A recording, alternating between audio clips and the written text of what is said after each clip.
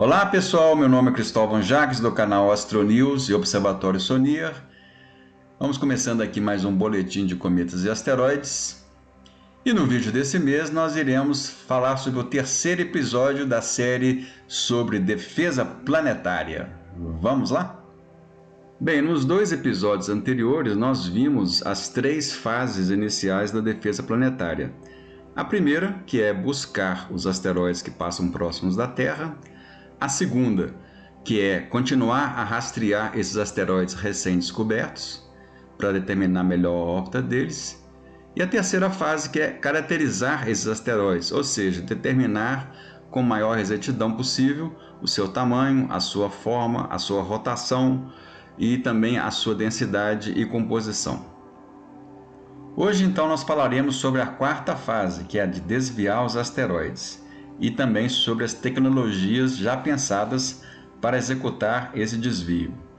Mas para tomar essa decisão de enviar uma nave ou algum equipamento para tentar desviar ou destruir o asteroide, em que números nós baseamos para tomar tal decisão? Vamos ver. Bem, aqui nós temos uma fórmula que demonstra como é calculado a escala de Palermo. Essa escala foi criada pelos cientistas para calcular o potencial risco de impacto de um asteroide no futuro.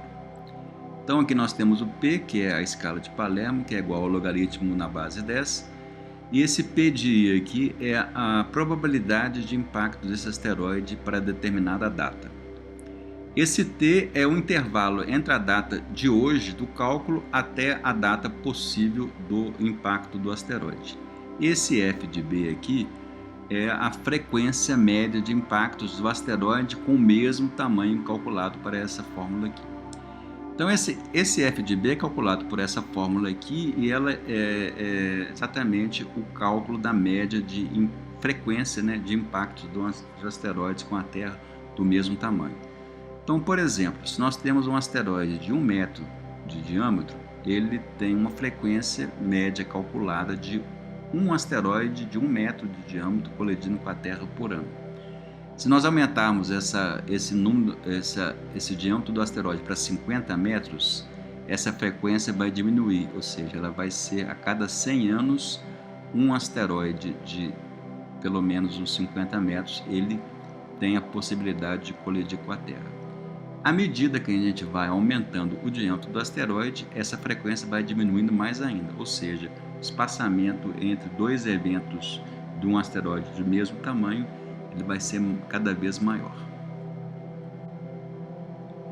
Já essa escala, a escala de Turino, foi uma escala criada pelos cientistas para comunicar à população dos riscos envolvidos para uma colisão de um asteroide no futuro. Então ela leva em conta aqui duas variáveis. A primeira é a probabilidade de impacto no eixo X e a segunda é a energia envolvida nessa colisão nos eixos dos Y aqui. Quanto mais para a direita, nós temos mais probabilidade então de colisão de um asteroide com a Terra, e quanto mais para cima no eixo Y, essa energia aumenta. De tal forma que nós temos aqui uma escala de 0 a 10, onde 10 significa a certeza de uma colisão de um asteroide com a Terra, só que uma energia muito grande, ou seja, asteroides maiores do que 1 km e podem causar um impacto global. Uma escala menor de energia, o 9 também é uma escala que nos diz aqui que significa que o asteroide vai colidir com a Terra, porém uma energia menor, porque é um asteroide entre 100 a 1 km. Isso aqui vai causar impactos regionais. E uma escala menor ainda, o 8, ele também é uma escala que nos indica que o asteroide vai colidir com a Terra, mas porém uma energia menor ainda, ou seja, isso aqui vai causar impactos basicamente locais em determinada região da Terra. Tá? E as outras escalas, 7, 6, 5, elas vão diminuindo, ou seja, vai diminuindo o risco de colisão, a probabilidade de colisão e também a questão da energia envolvida. Tá? mas o que nós temos que preocupar mesmo são principalmente essa escala 8, 9, 10. Se tiver algum asteroide classificado com essa escala de Torino, né, 8, 9 ou 10, nós temos que ficar realmente bastante preocupados e aí tomar as decisões devidas. Aqui nós temos o site do CNEUS, do JPL da NASA, e ele tem um serviço chamado SENTRIC, que significa monitoramento de impactos na Terra.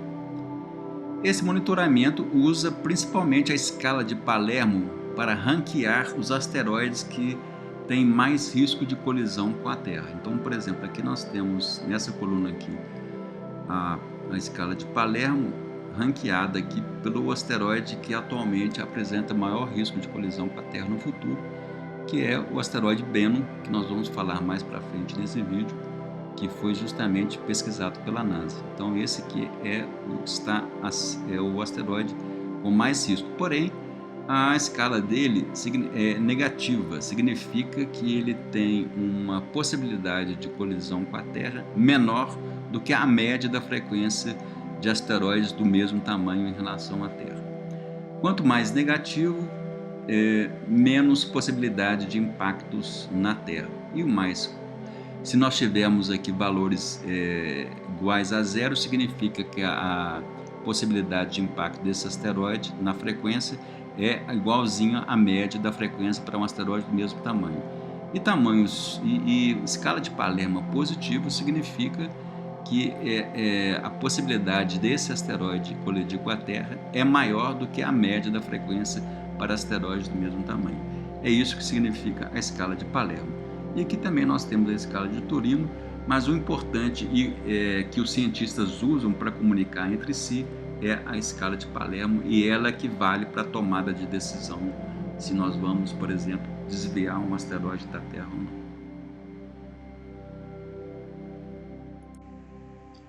Então a escala de Palermo é o número utilizado aí pelos cientistas para decidir se vão lançar algum método para desvio de rotas de asteroides em rota de colisão com a Terra.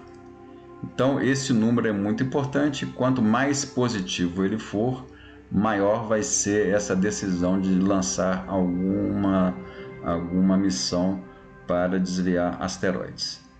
Como vocês viram aí, também o Bennu é o asteroide que atualmente está na maior escala de Palermo de colisão com a Terra, mas ainda tem valores negativos, ou seja, os valores são abaixo da média, da frequência da média de um asteroide do mesmo tamanho. Então isso ainda não preocupa muito os cientistas, mas obviamente a NASA já tomou a frente e lançou a sonda OSIRIS-REx justamente para pesquisar o Bennu e tomar aí as medidas de Bennu, como massa, tamanho, etc. e tal, para a gente conhecer mais esse asteroide para, se no futuras gerações aí utilizar essas informações como fundamentais para uma possível defesa planetária. Então agora nós vamos ver aí alguns métodos já pensados, porém ainda não testados, de desvio de rotas de asteroides em colisão com a Terra. O primeiro método que nós vamos apresentar é o chamado trator gravitacional. Uma pequena sonda ou nave é lançada aqui da Terra com determinada massa e é colocada na órbita do asteroide um pouco à frente dele, do seu deslocamento. Esse movimento orbital dessa pequena nave em volta da trajetória do asteroide vai provocando pequenos desvios gravitacionais da rota original do asteroide. Por isso que chama trator gravitacional. Ele vai produzindo pequenos desvios, mas é um método que depende de um bom tempo antes da possível colisão do asteroide com a Terra para ele funcionar, porque ele demora um certo tempo para desviar o tanto necessário do asteroide em relação à sua órbita original.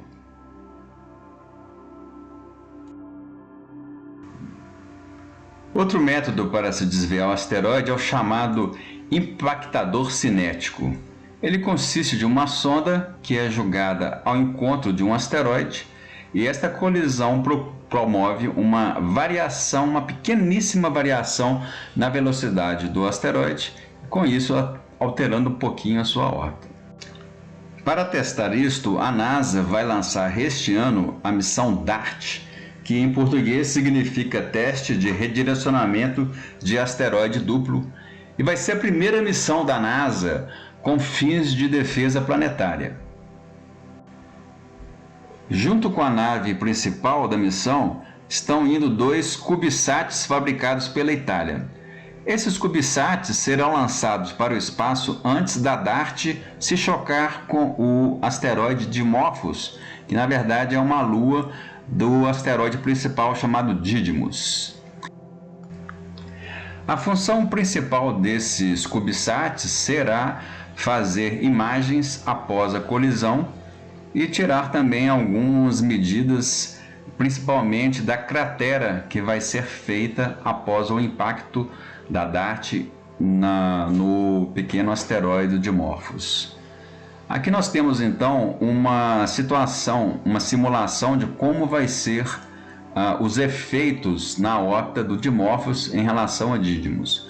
Após o lançamento do CubeSat, a DART vai se chocar com o Dimorphos, é uma sonda de 558 quilos, e a partir daí o seu período orbital vai ser alterado um pouquinho. Alterando o período orbital, altera o baricentro do sistema, e alterando o baricentro do sistema, irá modificar um pouco a órbita do asteroide principal. Observações realizadas a partir da Terra irão indicar se a trajetória do sistema irá realmente se modificar, confirmando o sucesso da missão. Outros métodos já foram pensados, como por exemplo capturar um pequeno asteroide e jogá-lo na direção de outro asteroide que é o que vai colidir com a Terra, de tal forma que isso aí produza uma interação gravitacional e que desvie aos poucos o asteroide principal. Existe também a possibilidade de testar lasers na superfície do asteroide, de tal forma que cause uma chamada ablação, e com isso você consiga, a partir de inserir um laser no solo, no asteroide, você consiga gerar pequenos jatos que vão desviar a trajetória do asteroide. Outro método pensado também é um conjunto de espelhos que vai se juntar e fazer concentrar a energia do Sol em um dos pontos do asteroide, causando também um desvio de sua órbita, e o outro que consiste deste grande círculo, cheio de círculos concêntricos, que formariam uma lente na direção do asteroide, e o calor do Sol concentrado num ponto do asteroide vai causar também a chamada ablação, e essa ablação, no caso aí, vai ejetar partículas do asteroide para o espaço, causando uma pequena jato, e esse jato vai causar pequenos desvios aí na trajetória do asteroide. Então, pessoal, existem outros métodos também que já foram pensados, mas tudo ainda em fase de estudos, e esses métodos possivelmente serão testados para o futuro, Bem, a sonda DART, que estava prevista para ser lançada em julho deste ano, ela foi postergada para novembro deste ano, quando se inicia uma nova janela para o lançamento. Bem, encerramos aqui por hoje esse boletim, e no próximo mês nós iremos fazer o último episódio da série sobre defesa planetária, com 2 simulações chamadas de exercício de defesa planetária, que foram realizadas em conferências nesses últimos 4 anos. Ok? Até lá e um abraço.